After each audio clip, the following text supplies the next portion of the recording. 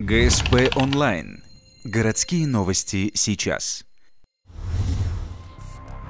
13 января около 15:00 в дежурную часть поступило сообщение от директора базы «Севергасторг» об угоне служебной машины. Выяснилось, что угон совершил мужчина, который пришел устраиваться на работу. Ранее обвиняемый уже работал в этой организации, но был уволен. В тот день он пытался трудоустроиться повторно. Пришел для подачи документов, увидел на территории базы автомобиль, на котором ранее работал, сел в него и уехал, но не справился с управлением и угодил в ДТП. Значит, машина получила повреждения.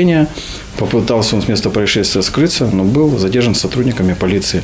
В настоящее время возбуждено уголовное дело по части 1 статьи 166 УК РФ. Угон автотранспортного средства. Попытка прокатиться на служебной машине обернулась столкновением с бетонной стеной. В аварии угонщик не пострадал. Однако теперь мужчине придется понести наказание в виде штрафа или лишения свободы до 3 лет. Получить работу на предприятии ему больше не удастся.